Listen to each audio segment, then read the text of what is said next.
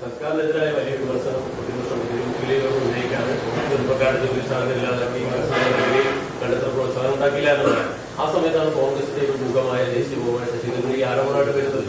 അപ്പോൾ പ്രതിപക്ഷത്തിന്റെ അല്ലെങ്കിൽ സർക്കാരിനുള്ള വിമർശനത്തിന് മുന്നേ ഒഴിക്കുന്നത് ആ ആരോപണം ഇന്നലെ മിഞ്ഞാന്നുമായിരുന്നു. ഇന്ന് അദ്ദേഹം അത് വേറെ പറഞ്ഞിട്ടുണ്ട്.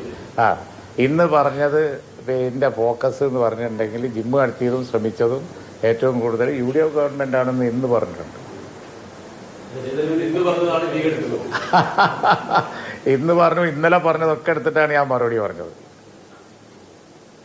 നെഗറ്റീവ് സ്റ്റാൻഡിന് അറ്റ്മോസ്ഫിയർ മോശമായത് എന്തുകൊണ്ടായിരുന്നു എന്നുള്ളതിനുള്ള മറുപടി ഞാൻ പറഞ്ഞു. അറ്റ്മോസ്ഫിയർ മോശമായത് ഇവിടുത്തെ ഒരു പ്രധാന പൊളിറ്റിക്കൽ മുന്നണി നെഗറ്റീവ് സ്റ്റാൻഡ് എടുത്തതുകൊണ്ടാണ്.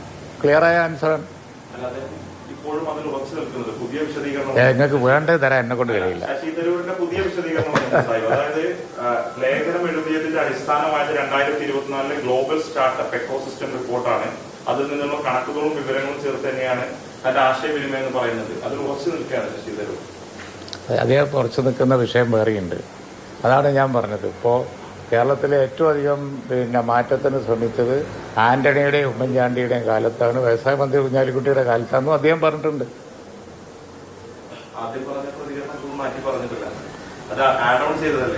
ആദ്യം പറഞ്ഞ പ്രതികരണത്തിനുള്ള ഒരു വിശദീകരണം വ്യക്തമായി അദ്ദേഹം പറഞ്ഞിട്ടുണ്ട്. ശശി തരൂരിന്റെ ആ ലേഖനം ഈ സമയത്ത് ഒഴിവാക്കേണ്ടതായിരുന്നു അഭിപ്രായം. എന്റെ ചോദ്യം വെട്ടിക്കുറച്ച് ചുരുക്കി നിങ്ങളുടെ ഒരു ആൻസർ ഞാൻ നിന്ന് തരൂല.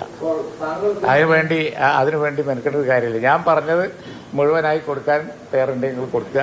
വെട്ടി ചുരുക്കി വേറെ എന്തെങ്കിലും ആക്കി തരൂര് കുഞ്ഞാലിക്കുട്ടി ഇതാക്കി തീർക്കാൻ ഇന്നെ കിട്ടൂല.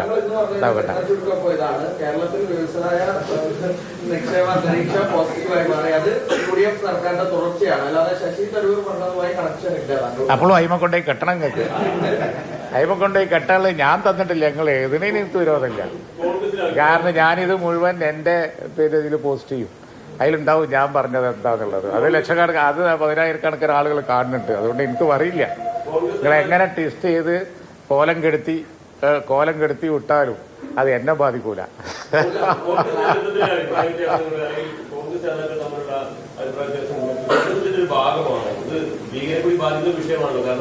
അതാണ് ഞാൻ പറഞ്ഞത്. ആ വക പൊളിറ്റിക്കൽ വിഷയങ്ങളൊക്കെ ഞങ്ങൾ നല്ലപോലെ വാച്ച് ചെയ്യുന്നുണ്ട്. വളരെ ഇമ്പോർട്ടൻ്റ് ഉള്ളൊരു സ്റ്റേറ്റ്മെൻറ്റാണ്. നിങ്ങൾക്ക് അതിൻ്റെ അർത്ഥം മനസ്സിലാവായിട്ടാണ്.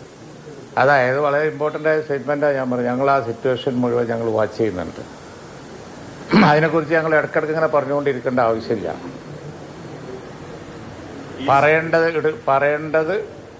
പറയേണ്ട സമയത്ത് പറയാനും തീരുമാനം എടുക്കേണ്ടത് അതിൻ്റെ തക്ക സമയത്ത് എടുക്കാനും കരുത്തുള്ള പാർട്ടിയാണ് ഇന്ത്യൻ യൂണിയൻ മുസ്ലിം ലീഗ്. ഞങ്ങളെ ബാധിക്കുന്ന പ്രശ്നം ഉണ്ടെന്നുണ്ടെങ്കിൽ ആ സമയത്ത് ഞങ്ങൾ പറയുകയും ചെയ്യും, ചെയ്യുകയും ചെയ്യും. ഇത് ഇപ്പോൾ നമ്മൾ ഡിസ്കസ് ചെയ്ത് മറ്റൊരു വിഷയമായതുകൊണ്ട് ആ പൊളിറ്റിക്സ് ഞാൻ പറയുന്നില്ല. പക്ഷേ അങ്ങനെ ഒരു പൊളിറ്റിക്സിൽ ലീഗ് അഭിപ്രായം പറയേണ്ട ഒരു വിഷയം വരുന്നുണ്ടെങ്കിൽ ആ മര്യാദ പാലിച്ചുകൊണ്ട് ലീഗ് പറയും. UDF കൊണ്ടുവന്ന വ്യവസായ മേഖലയിലെ സുതാര്യമായിട്ടുള്ള വികസനത്തെ കുറിച്ച് പറഞ്ഞാൽ ഇടതുപക്ഷം ഈ രണ്ടാമത് അധികാരത്തിലേറ്റ സമയത്ത് അതിൽ എന്തെങ്കിലും മുന്നേറ്റിട്ടുണ്ടായിട്ടുണ്ടോ? മേഖലയിൽ സംരംഭകരെ സംബന്ധിച്ച് ഒരുപാട് തടസ്സങ്ങൾ ഉണ്ടായിരുന്നുള്ള ഒരു വിമർശനം കഴിഞ്ഞ കാലങ്ങളിലൊക്കെ മുരടിപ്പ് വന്നിട്ടുണ്ട്. 91 ഗവൺമെന്റിന്റെ തുടർച്ച എന്ന് പറഞ്ഞത് അതേപടി കൊണ്ടുപോയിരുന്നത് വലിയ മാറ്റം വരുമായിരുന്നു. 2001 ഗവൺമെന്റ് കൊണ്ടുവന്ന എമർജിങ് കേരളയിൽ വന്ന പദ്ധതിയാണ് ഇന്ന് കാണുന്ന ഈ പദ്ധതികളിൽ അധികവും. അത് അതേപടി 2006 ഗവൺമെന്റ് കൊണ്ടുപോയിരുന്നു എന്നുണ്ടെങ്കിൽ ആ ഇൻവെസ്റ്റ്മെന്റ് ഫണ്ടിൽ അന്തരീക്ഷം നിലനിർത്തിയിരുന്നു എങ്കിൽ 2006 ഗവൺമെന്റ് VSന്റെ ഗവൺമെന്റ് നിലനിർത്തിയിരുന്നു എങ്കിൽ കേരളം എവിടെ എത്തുമായിരുന്നു? അന്ന് ആ അന്തരീക്ഷം നിലനിർത്തിയില്ല എന്ന് മാത്രമല്ല ഇൻവെസ്റ്റ്മെന്റ് തന്നെ ആവശ്യമില്ല എന്നുള്ള ഒരു ഇംപ്രഷനാണ് ലോകത്തിന് 2006 VS ഗവൺമെന്റ് കൊടുത്തത്. കാരണം JCB ഇങ്ങനെ പോകണമല്ല അധികം കാണുന്നത്. എവിടെയെങ്കിലും വല്ലതും പൊന്തിയിട്ടുണ്ടെങ്കിൽ പൊളിക്കാനും വേണ്ടി കറുത്ത പൂച്ചയും വെളുത്ത പൂച്ചയും എല്ലാം കൂടി ഇറങ്ങി ഓടുകയല്ലേ. എന്ത് ഇൻവെസ്റ്റ്മെന്റ് ഫ്രണ്ട്ലി അത്? ആ കേരളത്തിലേക്ക് പിന്നെ ആരെങ്കിലും വരുമോ? എപ്പോഴാണ് JCB വരുന്നതെന്നുള്ളത് അറിയാതെ ആരെങ്കിലും പിന്നെ ഇൻവെസ്റ്റ് ചെയ്യാൻ വരുമോ? അപ്പോൾ അന്നൊക്കെ പ്രതിപക്ഷം എടുത്ത അതുപോലെ തന്നെ ഇപ്പോൾ പ്രൊഫഷണൽ വിദ്യാഭ്യാസം തുറന്നു കൊടുത്തപ്പോൾ ഉണ്ടായ സമരങ്ങൾക്ക് ഓർമ്മയില്ലേ? അതൊക്കെ മറക്കാൻ കാലമായോ? 2006 ഗവൺമെന്റ്. പക്ഷെ അതിനുശേഷം 2011 ഗവൺമെന്റിൽ താങ്കൾ വ്യവസായ IT മന്ത്രിയായിരുന്നു. അന്ന് പ്രതിപക്ഷം നടത്തിയ സമരങ്ങൾ അല്ലെങ്കിൽ ഇത്തരം ഉദ്ദേശ രീതിയിൽ വികസനം കൊണ്ടുവരുന്നത് തടസ്സമായിട്ടുണ്ട്. വളരെയധികം തടസ്സമായിട്ടുണ്ട്.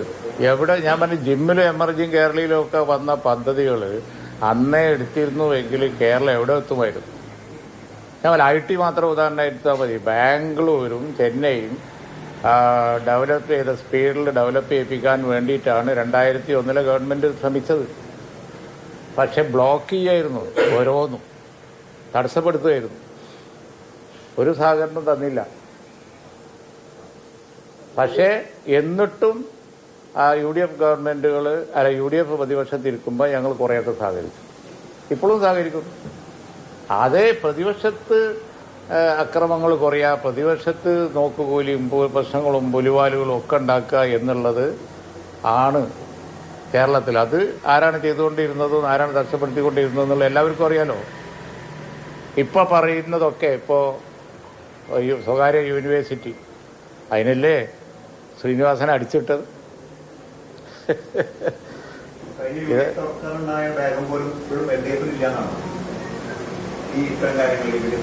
UDF ഗവൺമെന്റുകളുടെ വേഗം ഒരിക്കലും ഉണ്ടായിട്ടില്ല. UDF ഗവൺമെന്റുകളെ വേഗം 10 വർഷം അവർക്ക് കിട്ടിയില്ലേ? 5 വർഷം കൊണ്ട് ഞങ്ങൾ ചെയ്തിട്ടില്ല.